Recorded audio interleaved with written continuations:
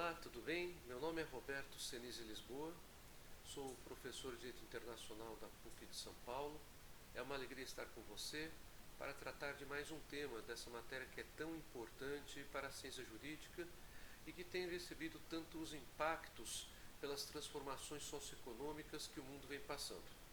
Sem sombra de dúvidas, o aprimoramento dos processos de comunicação e o surgimento da chamada sociedade da informação tem proporcionado cada vez mais a rapidez de troca de dados entre pessoas de direito interno, de direito externo, dos estados, portanto, dos organismos internacionais, e se faz muito importante a análise da chamada cooperação jurídica internacional, justamente pelo fato de que muitas vezes um Estado necessita que outro Estado venha a colaborar para a realização de um determinado ato que seja de interesse daquele primeiro Estado.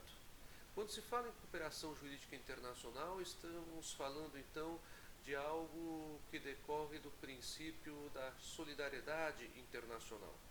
A solidariedade internacional ela não diz respeito apenas ao chamado direito humanitário, que é um direito que diz respeito à proteção de pessoas que acabam sendo desabrigadas ou expostas por conta de guerras ou de incidentes naturais.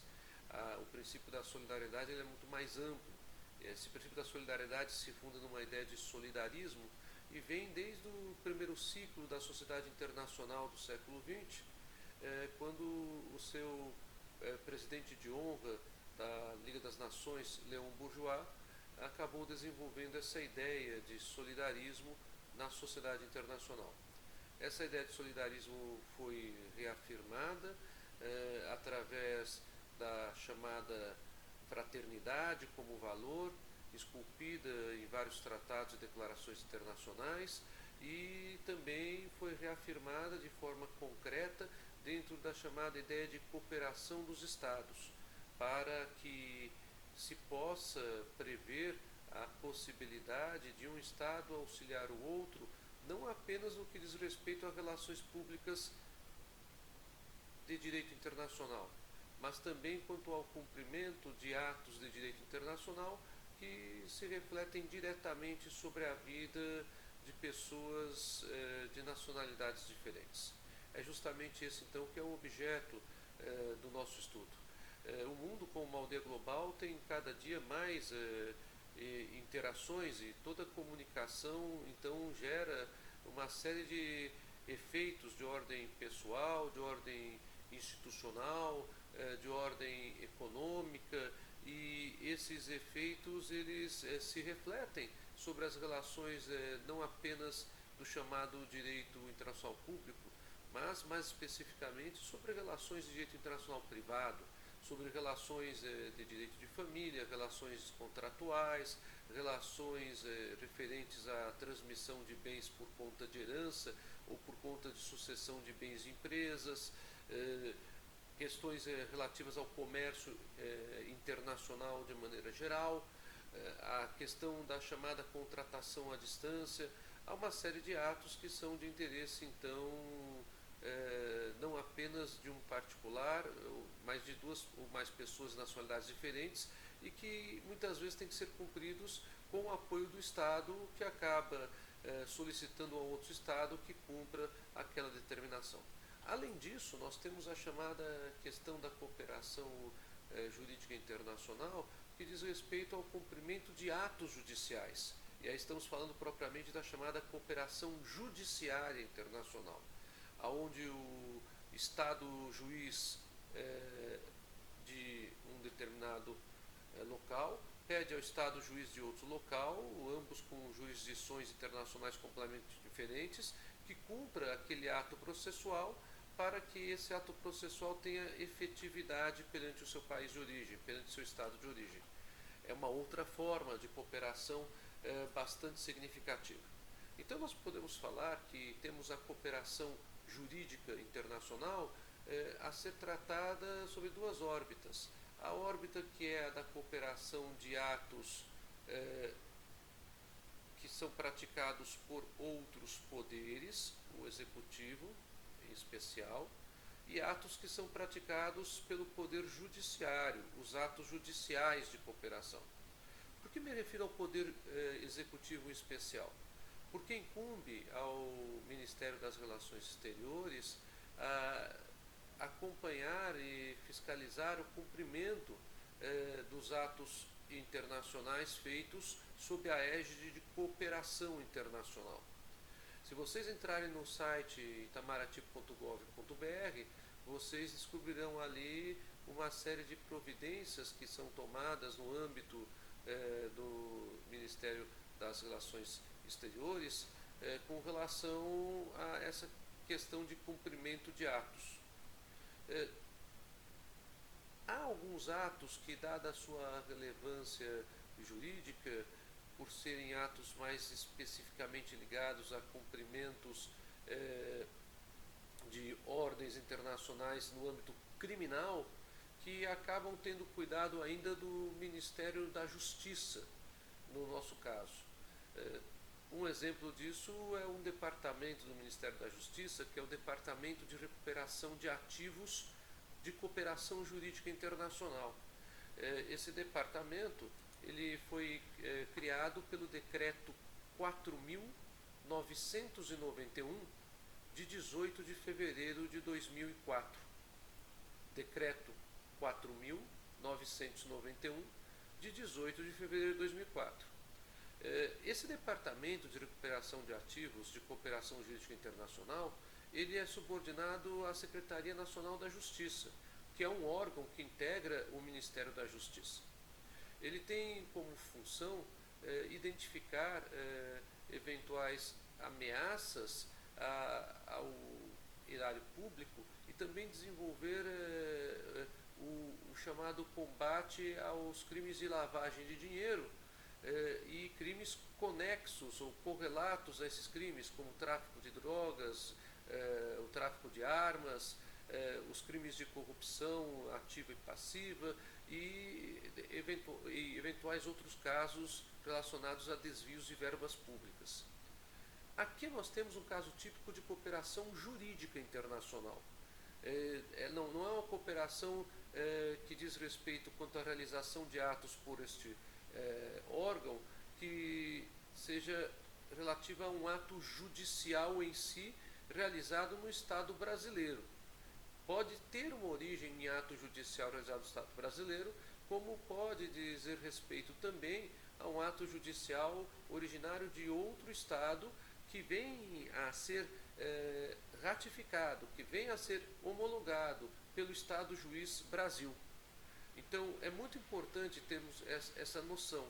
Há uma diferença entre cooperação jurídica internacional e cooperação judiciária internacional. A cooperação jurídica internacional ela é mais ampla, ela se estende aos outros órgãos do Estado. Já a cooperação judiciária internacional, ela diz respeito à atuação do Poder Judiciário na colaboração com determinações oriundas de outros Estados. O Brasil tanto pode colaborar, como pode receber a colaboração dos outros Estados, bastando que exista um acordo de cooperação entre eles anterior. Ou, se não existindo esse acordo de cooperação anterior entre eles, que se firme um acordo de cooperação especificamente para aquela finalidade. Então, é muito importante nós termos em mente que há uma ideia de cooperação internacional que ultrapassa a ideia da atuação do Estado juiz. Eu tenho também a ideia de cooperação internacional no que diz respeito às próprias providências dos demais poderes do Estado. Em 2016, a Procuradoria-Geral da República Brasileira celebrou um termo de compromisso que é muito importante com a Secretaria de Cooperação Internacional e também com o Departamento de Recuperação de Ativos, que acabei de mencionar, que é ligado ao Ministério da Justiça. Eles celebraram um termo de compromisso justamente para facilitação de permuta de informações em meio eletrônico. a fim de que as investigações por parte do Ministério Público Federal possam ganhar maior rapidez, né? Esse termo de compromisso ele é bastante significativo, então, para a atuação do Ministério Público Federal brasileiro no que diz respeito à chamada investigação e persecução criminal, né? Essa Secretaria de Cooperação Internacional ela é integrada por um grupo de procuradores da República, de procuradores regionais da República e de subprocuradores gerais da República. Esse grupo tem por finalidade prestar todo o auxílio ao secretário de Cooperação Internacional no exercício de suas funções para que a cooperação tenha efetividade, para que se possa realmente não apenas solicitar de algum outro país determinada medida judicial, investigativa ou administrativa que seja de interesse para a investigação do Ministério Público Federal, mas, além disso, para que se possa ter efetividade nessa solicitação. Então, nós tivemos exemplos recentes da Operação Lava Jato com respostas bastante positivas de cooperação internacional, como a primeira fase internacional dessa operação que se deu em Lisboa, em Portugal, em 2016.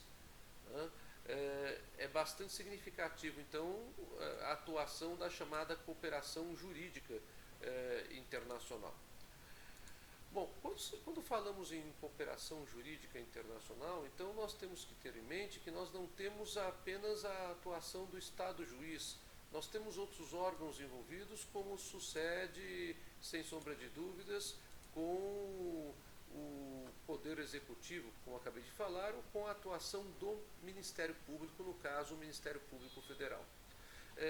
A cooperação jurídica internacional decorre de uma ideia, como se pode ver, de efetividade da colaboração entre os Estados. Quando diz respeito à atuação do Estado juiz, eu posso falar que essa cooperação não é apenas sobre o aspecto extrajudicial, mas é uma cooperação de integração jurisdicional entre Estados, com soberanias, portanto, distintas. Isso é bastante significativo, é bastante importante. A cooperação jurídica internacional, então, ela decorre dessa ideia de efetividade da atuação de colaboração dos Estados. Já a cooperação judiciária internacional diz respeito à chamada efetividade da jurisdição internacional. Essa efetividade da jurisdição internacional ela é bastante significativa no que diz respeito ao cumprimento de atos processuais de um Estado em outro Estado. Eu posso ter duas modalidades de cooperação jurídica internacional, seja a cooperação jurídica em sentido lato, que compreende a chamada cooperação judiciária, seja no caso da cooperação jurídica em sentido estrito, onde há uma distinção entre cooperação judiciária e cooperação jurídica. Posso falar em cooperação ativa e também em cooperação passiva. Quando se fala em cooperação passiva, há uma regulamentação do direito de cada Estado a respeito da realização dos atos públicos, sejam esses atos públicos administrativos, sejam esses atos públicos jurisdicionais. Essa regulamentação ela é um instrumento utilizado pelo Estado para analisar a possibilidade de validar ou não um ato oriundo de outro Estado. Nesse contexto, a gente pode dizer que a cooperação jurídica passiva corresponde a alguns casos, a algumas situações. Vamos aqui dar alguns exemplos para que você possa entender. Primeiro exemplo, a chamada cooperação jurisdicional de iniciativa do juiz de outro Estado. Esse exemplo é bastante significativo no que diz respeito a uma decisão que é dada pelo Estado juiz, vamos supor, da Itália, pedindo que essa decisão seja cumprida pelo Estado juiz Brasil. Como é que isso deve ser feito? Ou a expedição direta de um ato processual, quando ele é de responsabilidade exclusiva do juiz daquele estado de origem para o Estado brasileiro, ou então isto é feito mediante solicitação do interessado. Quem trabalha com validação de atos jurisdicionais de procedência estrangeira é o Superior Tribunal de Justiça, no que diz respeito a dois casos. É o artigo 105, inciso 1º, a linha I da Constituição Federal. O artigo 105, inciso 1º, a linha I da Constituição Federal, afirma que compete ao Superior Tribunal de Justiça proceder à homologação de sentença estrangeira e também tratar das questões de cartas rogatórias e exequatur. Nós vamos falar um pouco mais sobre isso em um outro vídeo, que eu vou abordar justamente essas situações. Há inclusive um regimento interno, no regimento interno do Superior Tribunal de Justiça, o regramento de como se procede internamente para a análise dessas questões às quais acabei de me referir. Então, compete ao Superior Tribunal de Justiça, com base no artigo 105, inciso 1º, a linha I, analisar as questões relativas à homologação de sentença estrangeira, carta rogatória e exequatur. Bem, mas eu tenho uma outra possibilidade quando falo em cooperação jurídica passiva, a do Estado brasileiro promover atos administrativos nacionais, não atos judiciais, mas atos administrativos nacionais, justamente para que colabore com o outro Estado em virtude de um outro ato que esse Estado profere, seja esse ato administrativo ou seja esse ato decorrente da jurisdição daquele Estado. Isso é perfeitamente possível quando trabalhamos com investigações ou quando trabalhamos com decisões judiciais que acabam já sendo validadas pelo STJ. Podemos ter ainda questões relacionadas à extradição. Aí a questão não está relacionada ao STJ, mas está uma análise do Supremo Tribunal Federal. Então, quando falamos na realização de atos administrativos nacionais, nós podemos ter esses atos administrativos nacionais que acabam colaborando tanto com o Estado juiz estrangeiro como com o Estado administrativo estrangeiro, vamos assim colocar. Nós temos ainda a chamada cooperação jurídica de iniciativa do juiz estrangeiro. Neste caso, há uma responsabilidade decorrente de provocação direta de agentes públicos nacionais. Ela ocorrerá sempre que em um processo judicial que está tramitando no exterior for necessário a atuação ex officio relativamente ao impulso processual. Como vocês podem perceber, quando se fala em cooperação internacional, é necessária a distinção entre cooperação administrativa e cooperação jurisdicional.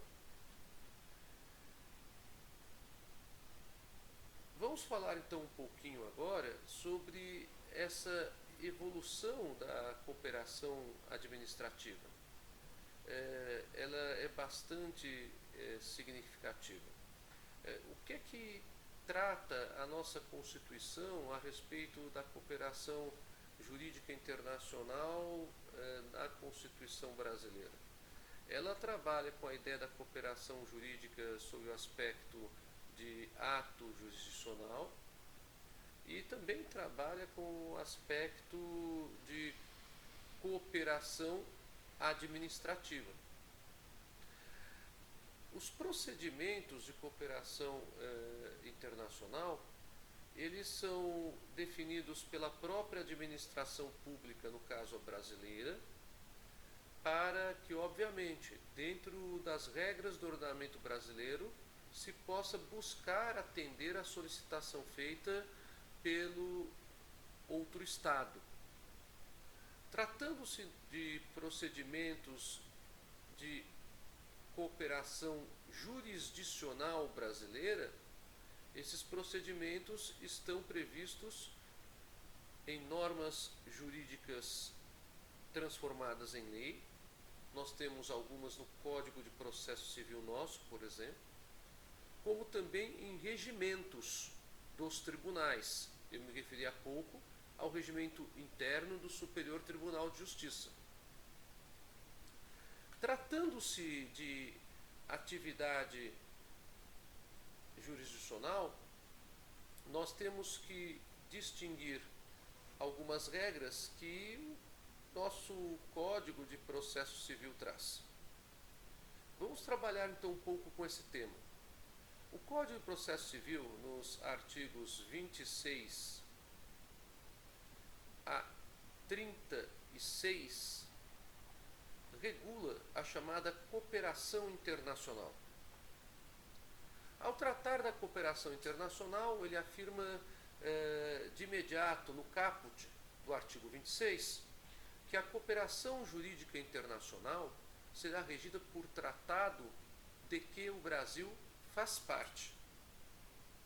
Então, para que se tenha a cooperação internacional, é indispensável que haja um tratado firmado pelo Brasil com o outro Estado. Essa cooperação jurídica internacional, ela pode ter como objeto a prática dos seguintes atos. Artigo 27. Primeiro, a citação, a intimação e notificação, tanto judicial quanto extrajudicial.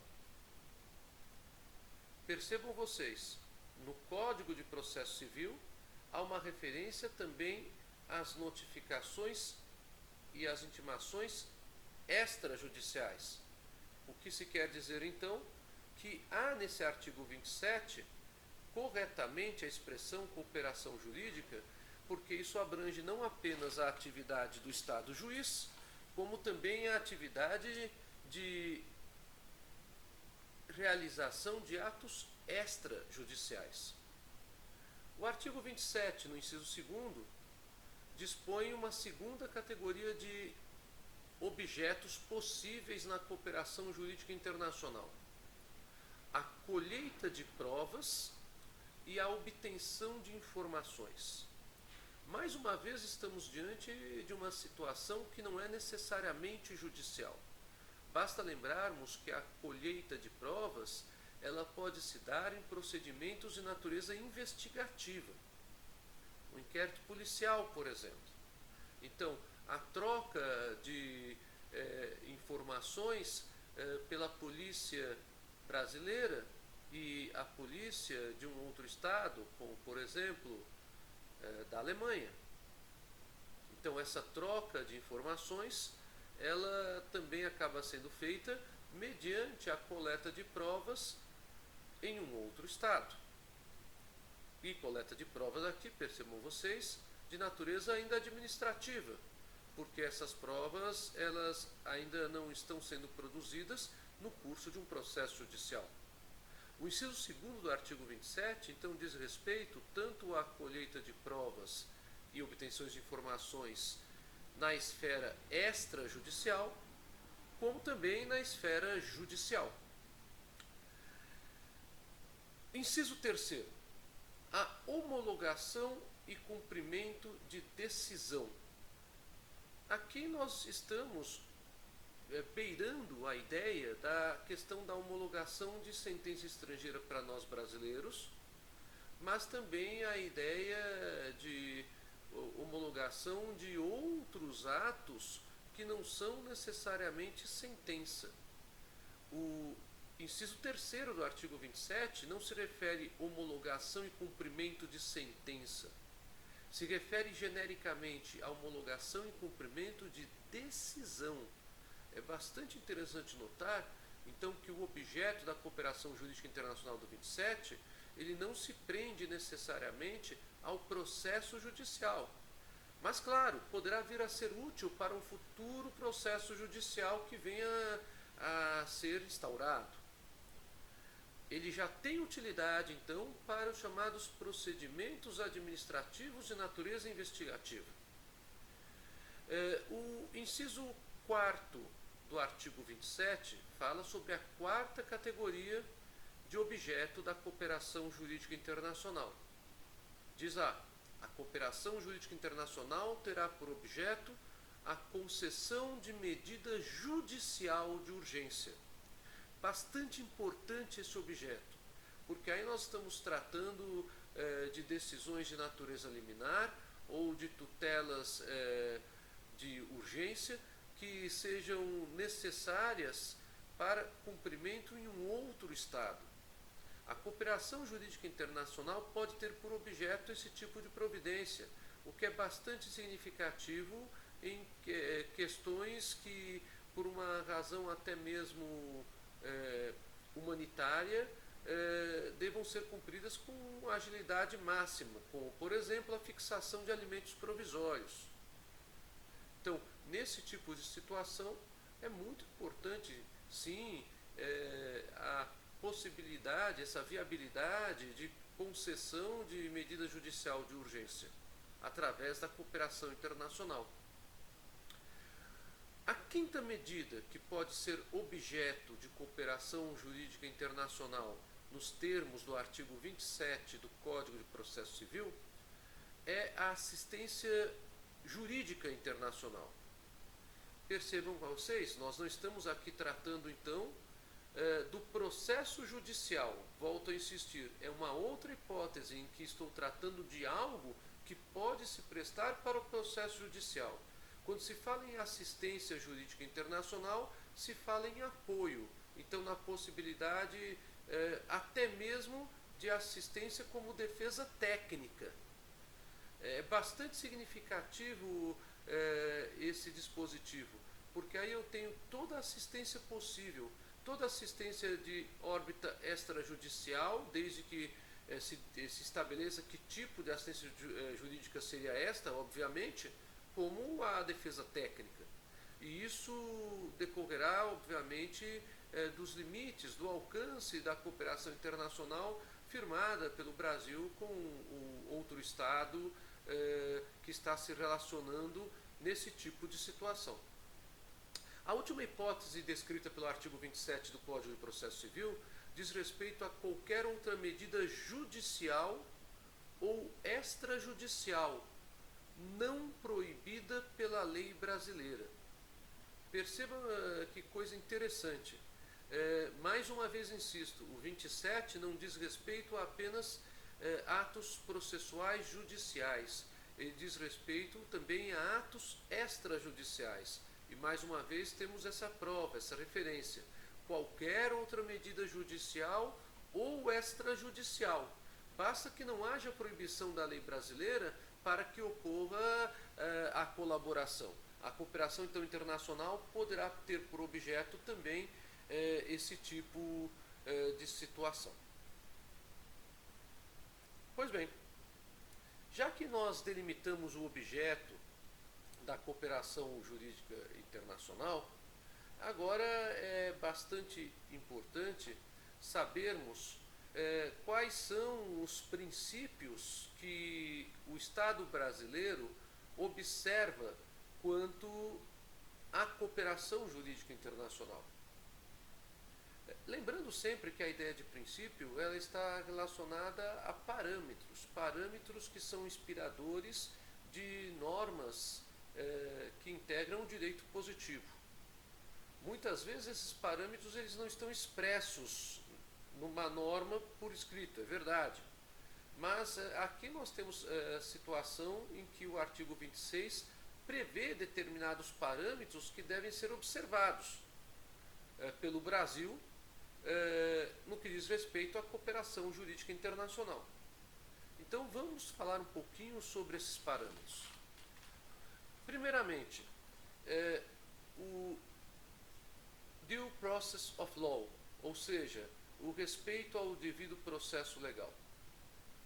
Para que ocorra a cooperação internacional, é necessário que se observe, segundo a lei brasileira, o devido processo legal. Então eu não posso ter a colaboração para a prática de atos que violariam a ideia de devido processo legal para nós brasileiros. Esse é um limite que o Brasil, então,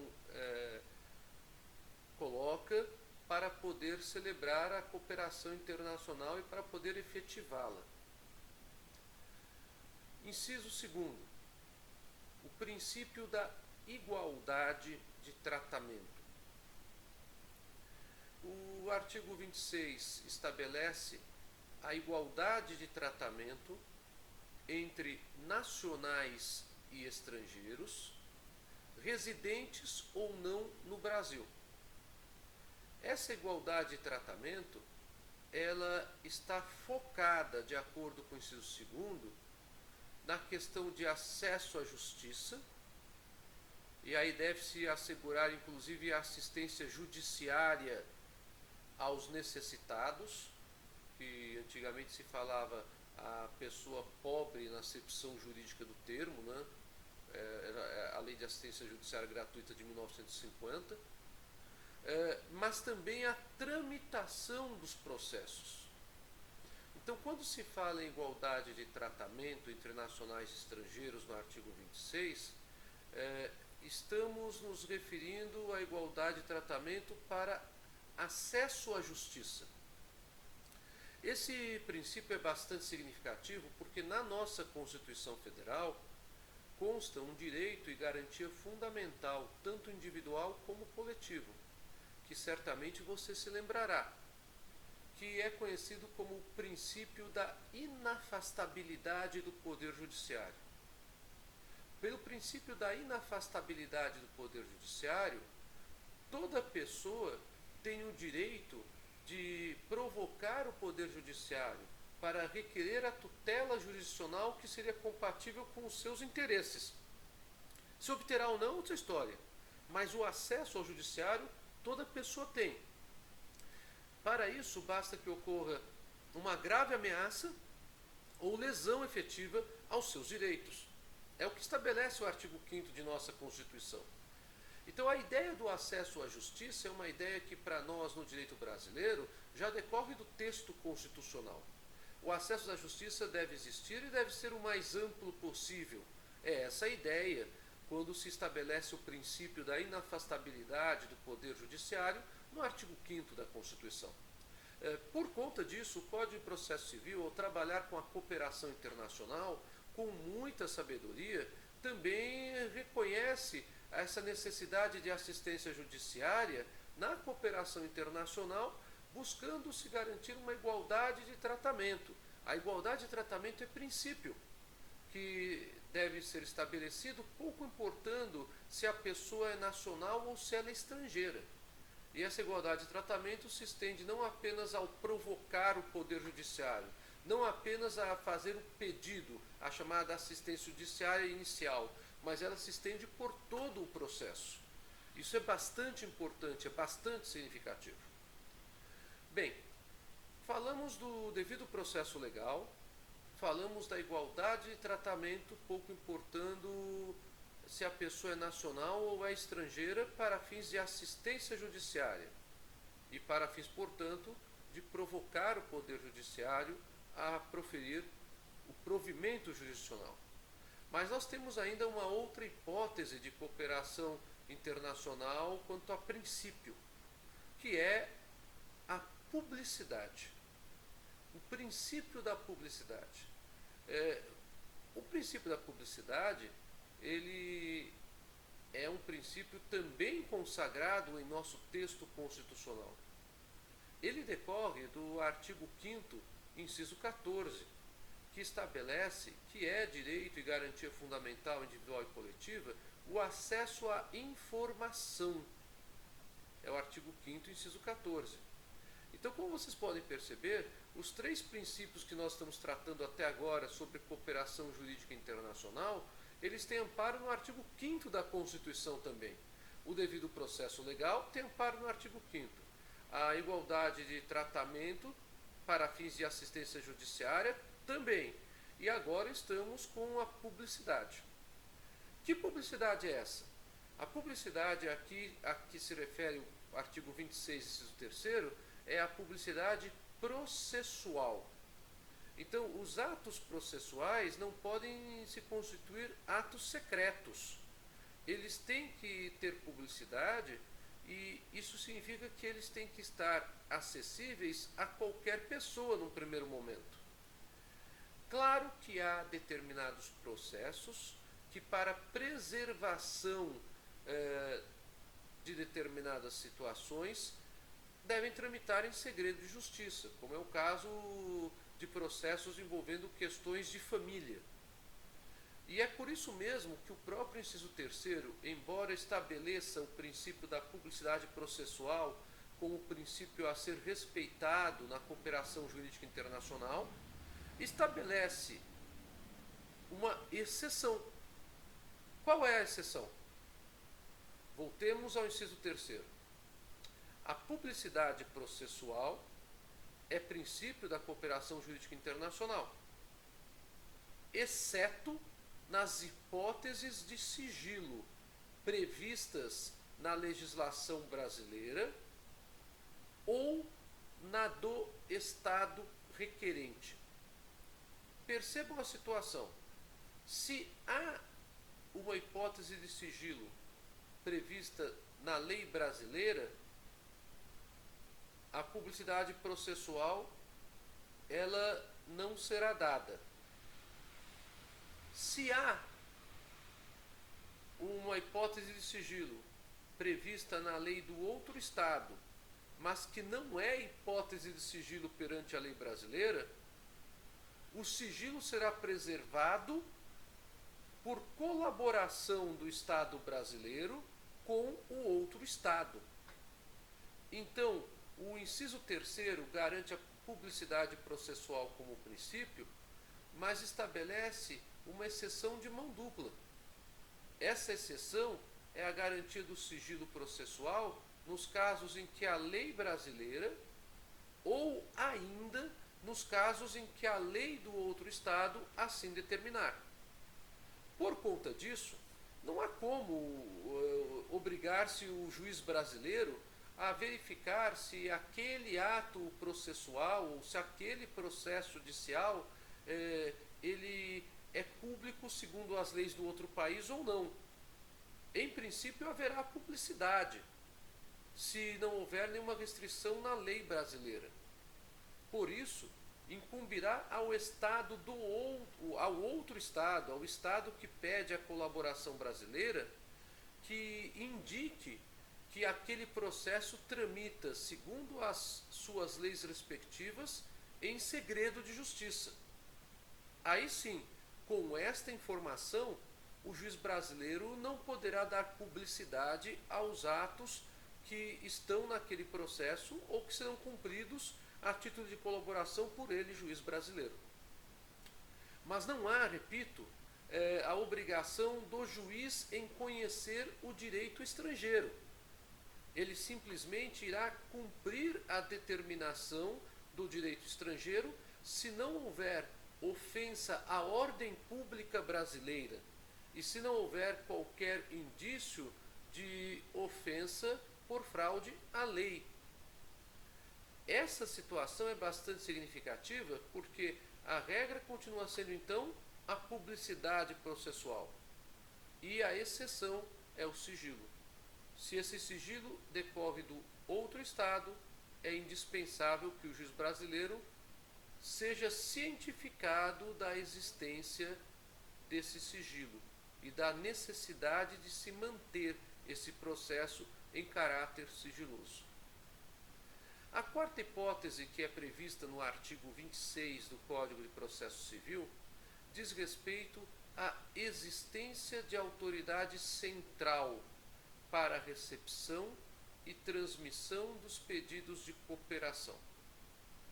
Então, a cooperação jurídica internacional será regida por tratado de que o Brasil faz parte e observará, inciso 4º, a existência de autoridade central para a recepção e transmissão dos pedidos de cooperação.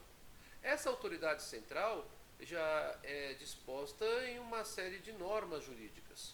Assim, tratando-se de atos administrativos, a autoridade central será, no primeiro momento, o Ministério das Relações Exteriores. Há várias normas que se encontram no site itamaraty.gov.br. Mas tratando-se de atos administrativos que dizem respeito à justiça, em especial aqueles de finalidade criminal, tanto a investigação quanto o processo, o acompanhamento se dará pelo Ministério da Justiça, através do Departamento de Recuperação de Ativos, quando o objeto for a recuperação de erário público que acabou sendo evadido por ato criminal, ou ainda por conta da Secretaria de Cooperação Internacional para a facilitação das investigações promovidas pelo Ministério Público Federal. Tudo diante do que nós já colocamos no início da nossa aula de hoje. É claro que há ainda a questão da existência de autoridade central para a recepção e transmissão de pedidos de cooperação judicial. Aí estamos diante da competência dos tribunais superiores. Eu me referi aqui à competência do STJ, do artigo 105, inciso 1º, a linha I, que vamos tratar em outra oportunidade. O quinto princípio, que se encontra previsto no artigo 26, quanto à cooperação internacional, é o princípio da espontaneidade na transmissão de informações a autoridades estrangeiras. A espontaneidade significa que o Estado brasileiro não está preso a apenas prestar exatamente aquilo que é solicitado pela autoridade estrangeira. Se o Estado brasileiro julgar conveniente, dentro do seu poder discricionário de administração pública, ou dentro do seu poder discricionário de Estado juiz, até mesmo para que essa informação possa ser tratada pelo outro Estado da maneira que ele entender mais conveniente, o Estado brasileiro poderá se valer desse princípio, que é o da espontaneidade, acrescendo outros dados, além daqueles já solicitados pelo Estado de origem. Então, é perfeitamente possível isso.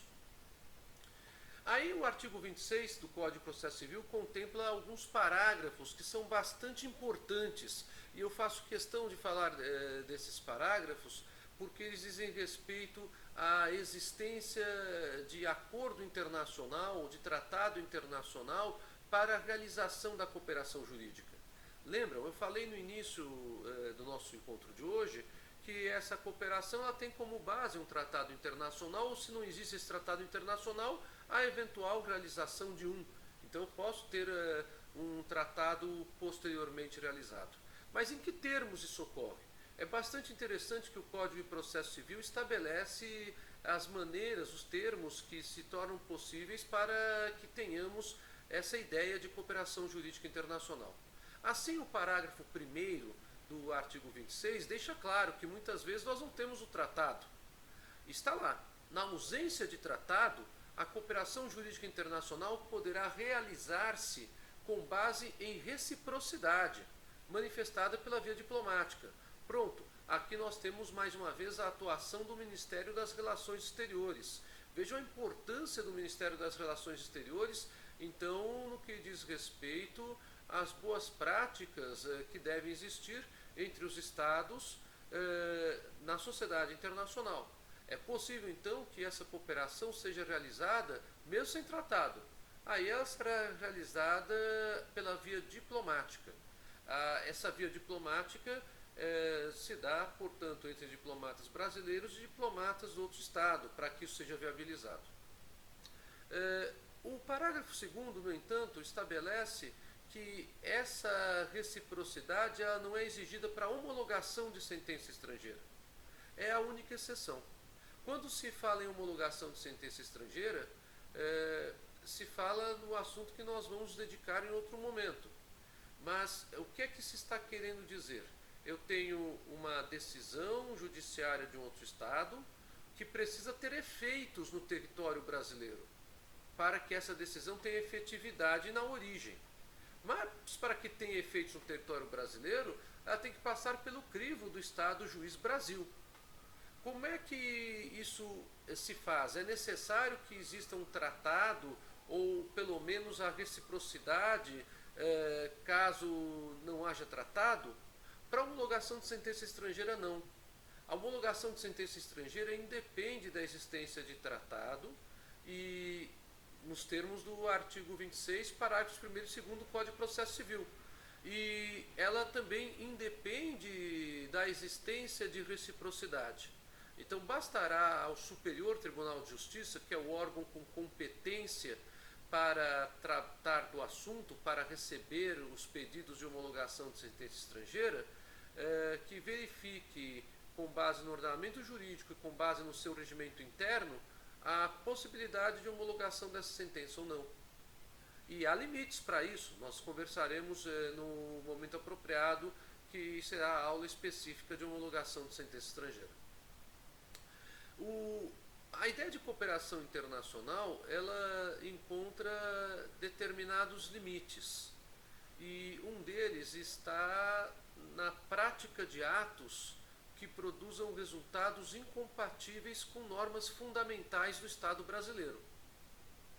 Eu não posso ter prática de atos de cooperação internacional, a pretexto que seriam atos de cooperação internacional, que sejam atos incompatíveis àquilo que o próprio Estado brasileiro entende como normas fundamentais. O que se entende por normas fundamentais aqui? Certamente as normas constitucionais, não há dúvida disso. E em especial porque a cooperação internacional toda está centrada na observância dos direitos humanos,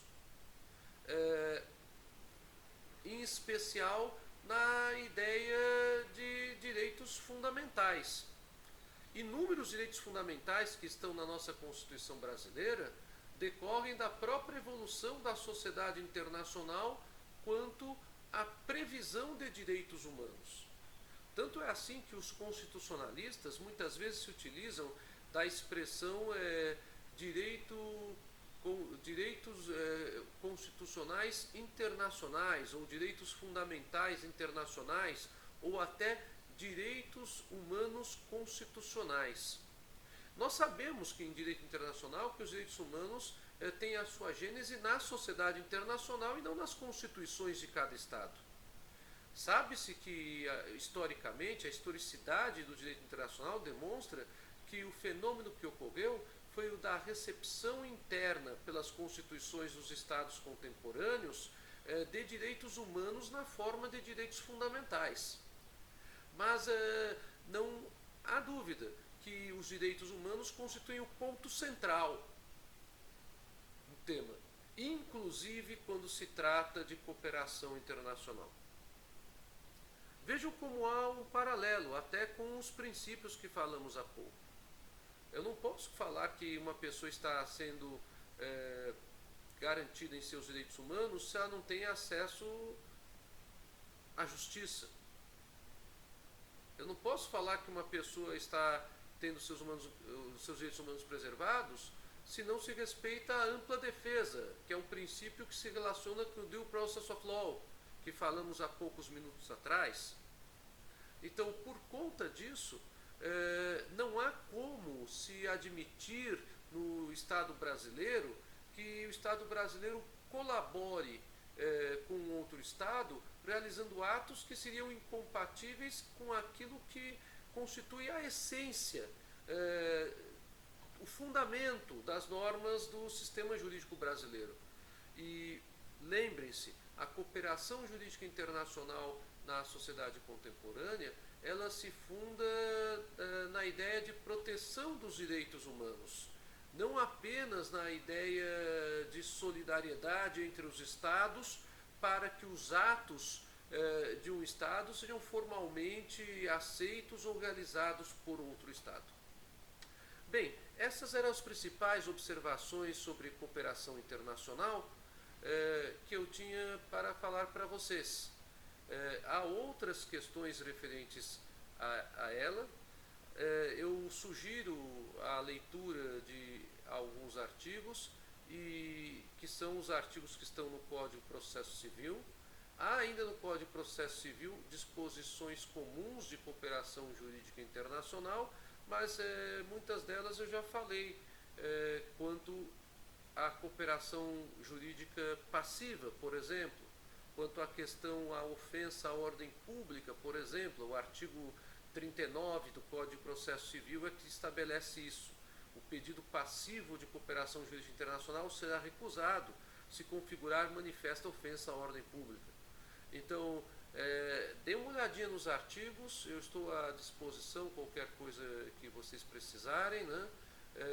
O meu e-mail PUC para contato é rslisboa@pucsp.br. Gente, valeu, muito obrigado, até mais.